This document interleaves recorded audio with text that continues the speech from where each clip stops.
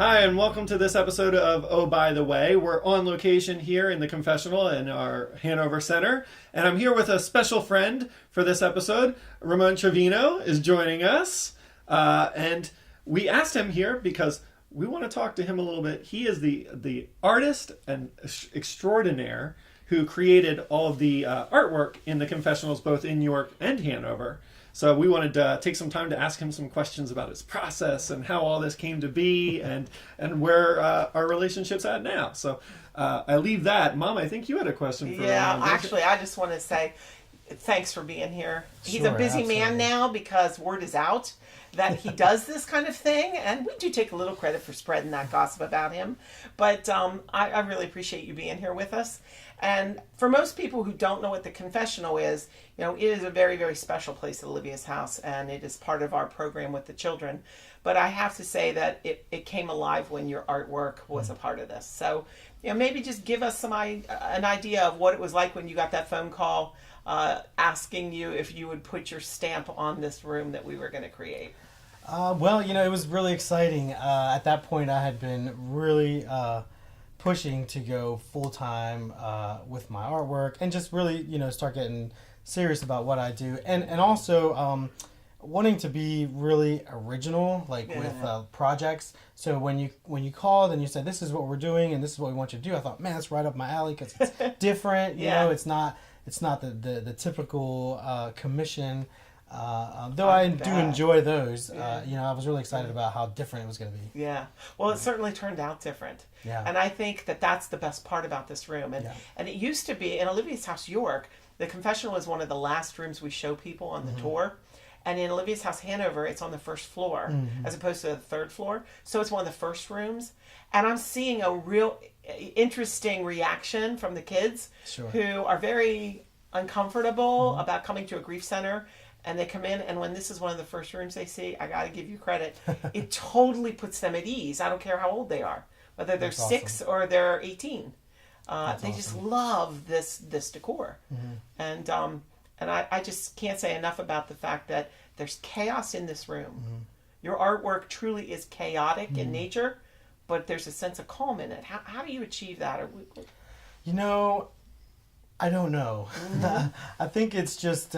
I think it's truly a divine spiritual thing. I think when you have a gift and you have a talent and it's used in the direction that it was made for, it's kind of a no-brainer. That's so true. And it's also generational. You know, I mean, I grew up in the culture where graffiti was very accepted. It was very part of part of that inner city culture. And so, you know, and it's also become a lot more mainstream since then. So it's also cultural because kids, you know, that people that are younger, where I'm at and younger than me, they look at it and they identify with it right away with part of with the music and the culture and the clothes and stuff. So, and it's crossed the hip hop barrier into other, you know, genres and cultures too. So, so there's not that right away, graffiti is this, you know, now it's accepted as a whole, and it's, you know, it is what it is. Let me ask you this very interesting yet personal question. How old were you when you picked up your first can of spray paint? You know what, I was probably between 11 and 13. Really? Okay. Around that age. And back then, I lived in a small town called Boca Raton, Florida. Oh, yeah. And we would travel to Miami. And that's where I really got turned on to the big full color pieces. No kidding. And back then you didn't have to be 18 to buy spray paint. So I would go to the grocery store and buy like 15, 20 cans of spray paint. And I'd tell the lady, I'm painting my bike. And she would just give me this look like, yeah, right. So it was a lot easier to buy cans and, you know, spray paint. And Boca is really full of artists. Yeah. That's a really neat artistic community anyway. Yeah. So you grew up in that. Not too many graffiti artists at the time. No, that's true. I think they were introduced to it by me. Yeah. But I was never into graffiti art for vandalism. I've always been an artist at heart, always wanted to create amazing pieces, whether it's on the street or whether it was, you know, a legal commission. So, well, I think when you talk about the divine and working through your art, I think it's only fitting to share it and give the shout out, of course, to the Monica and Chandler, who really are kind of the way that you were brought into Olivia's house's mission, because we prototyped the confessional and Chandler was in the first group that used that space. And she did a video that was so powerful that we realized we have to use video work in our programs all the time. This has to be a permanent fixture. And when Chandler's mom said, I'm an interior designer, I'll help you make that a reality. They came up with the concept of calm amidst chaos. And we loved it immediately. And I wasn't quite exactly sure how she was going to do that. And when they said, we have a graffiti artist, he's here in York, it's so awesome, it's all going to come together. When you came in, it was very difficult for me to not be controlling. But when youth got in and did your thing, oh my gosh, it just made such a difference. You could feel the divine when and you so can sense that divine spirit that worked through so many different people. From Chandler taking the courage to make her video, to Monica stepping up and saying she wanted to help, to getting you involved to bring in the art, and to the community who funded it. So I think there's definitely divine to it. And I think we all want to change things up and show you some of Ramon's work and talk a little bit about that. So I think we're going to go ahead and do that now. Okay, so we have shifted ourselves in the confessional. Normally you see us on our green screen. We are now on a sidewall. It doesn't get its due when we're filming Oh By The Way, so we thought today we'd show you one of the walls that Ramon put together. And I think it sounds like the stupidest question in the world, but I think everyone wants to know, how do you do what you do? How does this come in? How do you put this in your head and make this come to life? I do get asked that a lot, and it's not a dumb question, especially when you know that graffiti style art is done with spray paint aerosols. People always want to know, how do you manipulate the cans like that? So, you know what? It's a lot of practice, understanding the pressure of the can, understanding the different nozzles, the different types of spray paints that you have. A lot of practice, and it's a lot of trial and error. Yeah. Oh, this works great. Wow, that really didn't work. Stuff like that. So, and then just manipulating it, and then the color and the shapes and content is all art related, in one way or another. So, but a lot of it is understanding your tools and seeing something in your head ahead of time. I know when we first worked together in York, I was very it has to be this, fit this color tone, and was trying to almost pinpoint you, which you did an awesome job with, and I was blown away. But I remember when we came to Hanover feeling let Ramon do his thing. So I remember saying to you, do your thing in here, just make it what you think it needs to be. Right. So what were you where does this come from? What were you thinking in that process? Well, I think I know my skill level from the York confessional to now had really skyrocketed, and then also with content, I know I wanted to do something different. I know last time you were kind of hesitant, you wanted to box me in, but you didn't want to box me in, and it's a good thing you didn't, because always when you let an artist do what they do, you get good results. But this time around, I really wanted to use a lot of shapes, a lot of textures and things like that. Color, really wanted to play with color and textures a lot, and so that's what I did. And with understanding what you guys do with kids that come in and what they've gone through, I didn't want to know a lot about, I didn't want to hear a lot about, hey, this is what we want, this is what we're looking for. I kind of wanted things to just fall into place divinely. Just let God do his thing, using shapes, using colors, using textures. And so I really just a lot of faith, a lot of trust. And also, if I'm doing what I know I can do, if I'm doing my passion, doing what I love to do, then I know it's going to fall into place. And so I would strategically just put patterns down, trying to keep them a little soft, trying to keep the colors more encouraging. And so I think I was very happy with when I was done. I really felt like I had achieved something and was just kind of waiting to hear the stories and testimonies of how this pattern said this to me, or this combination of color said this to me. It's almost in a way, and I'm excited every time I tour someone through, whether it be children or adults, it's almost in a way like it's Rorschach tests. They come in and they see what they need to see. Right. And it brings out what they need to talk about. And I love that about your art. It's incredible.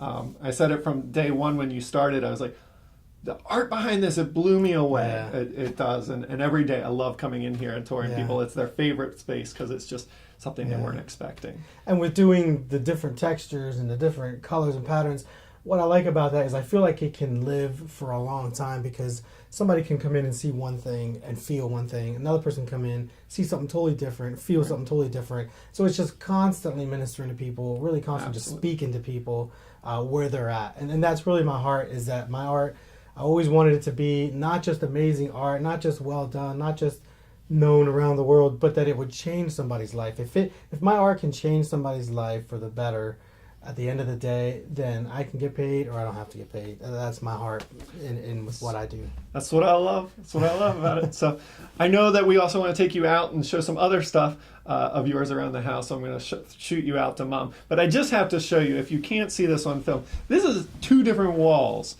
and they're 2 different levels. And it blows my mind, because if you go out, like coming in the doorway, it blends together as one mural, even though it's 2 different spaces. So you blow my mind every time. It was a lot of paint, step back. Paint, step back. So it's time consuming in that sense. Incredible. But it was fun. We're here outside the hallway of the confessional. This is an incredible hallway, very special to me, because when we were creating the confessional, I said to Ramon, I want something specific in this hallway, and I hope you can do it. And your answer to me was, what do you want? Yeah. And what I was looking for, oftentimes families will tell me that I feel like I'm in a dark tunnel. And if you can tell me there's light at the end of the tunnel, then I think I can keep going forward. And that's very, very real. And they maybe just see a little speck of light at the end of the tunnel, but that's what we build on here at Olivia's house, is that little speck of light. So I asked him to create for me my vision of being in a tunnel but seeing light at the end of the tunnel, and that's exactly what you did. So I guess my question to you is, how hard was that, in that it was my vision, but it wasn't hard at all. Actually, I feel like we have that. Yeah. We've had that connection, that relationship. So I can. Absolutely. You can say a phrase or say a word, and it just comes into vision in my mind. Yeah. And, is that divine again? Yeah, definitely. Yeah. So it wasn't hard at all. And with the piece that we did here, it was it was kind of a no-brainer. Yeah. And with the webbing, a lot of the webbing, some of the pieces you'll see, like, what's up with the webbing? Yeah. It's that whole light at the end of the tunnel crawling through the web of life type thing. So. Absolutely. And I loved how you made it look very, very much like you are in the city. Yeah. And I love that, because sometimes that feels real rough, and that's how they feel. Like the tunnel might have a light down there, but it's still a very dark tunnel. Sure. And I loved that, and I loved all the colors. And oftentimes when the kids come in this hallway, the first thing they say is that brick real?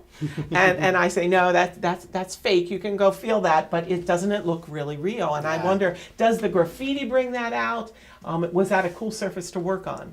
Yeah, actually, no, I love working on the surface, because it does look so real, and it's not. And oftentimes when I use this material with some of my other paintings, I get asked the question all the time, how did you paint that brick to make it look so real? And I say, no, it's a texture, and I paint on top of that. But yeah, it just gives it that, that urban, that real raw graffiti style feel to, and matches with all the details of the city. That's one of the things I love about the city, is all the details in the alleyways, the telephone poles, the wires, the windows, the fire escapes, and just all the little tiny things that we just take for granted every day. We just walk by, but there's so many textures and patterns and all that stuff. And it's art in itself. Absolutely. But I love the fact that when you think about it and you look at this was spray paint. Yeah. It's not paintbrushes. It's spray paint. And it's so perfect. And it is just amazing to me. That is truly a gift. And I loved the sky, the orange sky, and the way that it really does. It's just beautiful. So you've got the darkness up above, but you brought the light into it, and this is really very cool. I like to try to marry the realistic skies, the realistic things, with kind of like an animated graffiti style, cartoonish look. I like to marry those, and it's worked really well. I like the way it looks and the feel of it, because it feels like real, like you're in the city, but then it's not, because it's so cartoon-like. Do you ever take classes to be able to figure out how to make skies using a spray can? No, you know what I do? I really pay attention. I pay attention to what I see when I'm driving, when I'm walking. I really study skies, buildings, study nature, and I know what I can do skill-wise with my spray paint. So I just, knowing what I can do and what I see, I kind of bring it together and make it happen. Make it happen. So really paying attention. Because one would think you took classes on how to make clouds and classes on how to make buildings, and the fact that that's just a gift that in your mind's eye, translate out onto whatever canvas you're using. I mean, I think the classes really are, like I said, paying attention and just studying certain aspects of buildings, certain aspects of nature that I love, and then painting that and drawing it, but my way. So I want to, before we end this segment, I know we're kind of running out of time, but this is an important part of your work here at Olivia's house. The shark. The shark, yeah. The words that just kind of jump off over the walls, but you don't know what they are until you really kind of stand back and take a good look and try to figure out what is that saying to me. And I think because of the wave, everybody immediately goes right to shark, which is fun because sometimes we don't even know our own grief. We don't realize that when we're acting out, that's grief, or when we're being, when we're eating too much, that's grief, or when we're not sleeping, that's grief. But given some education or given some perspective, we can figure that out.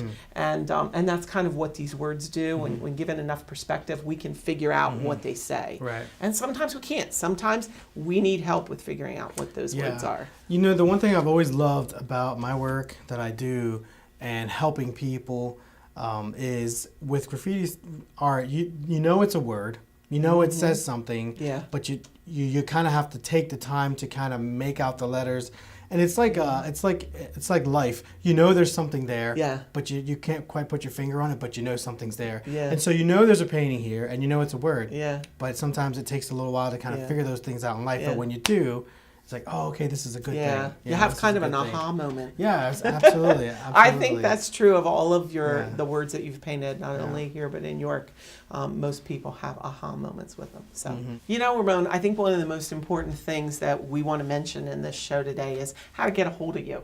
Because you do this kind of work for anybody. Not just grief centers or not just out on the streets, but for anybody. You're an artist. Right. So if you want to talk to Ramon about how to do something in your house or in your building or in your office or anywhere, you can get a hold of him by... my website is easy, redgraff.com. Redgraff.com. www.redgraff, short for graffiti.com. And there should be a link to my email and as well as my phone numbers on there. And we'll put that up on our show too, so that people, and worst case scenario, call Olivia's house and we can get you in touch with Ramon. All right. Well, as we're running out of time here, I just want to again thank you, Ramon, for coming on and being on this episode of Oh, By the Way. It's so much fun to bring in all of our friends and tell some of those stories that most folks don't know about and how we got to where we're at today. So thank you. Thank you. I also want to do our shout out, always our standard thanks to our sponsor of Oh, By the Way, the Sarah Care Hospice Foundation. Without them, we wouldn't be able to produce this show. So thank you to them. And in closing, anything else, Mama D? I just, again, want to thank you. I believe that this friendship that we've made between you and Olivia's house and all the families that are changed forever by being around your artwork, it's just a blessing. So thanks for that. Thanks for being here today. And again, thanks to everybody out there for watching. We'll see you next time.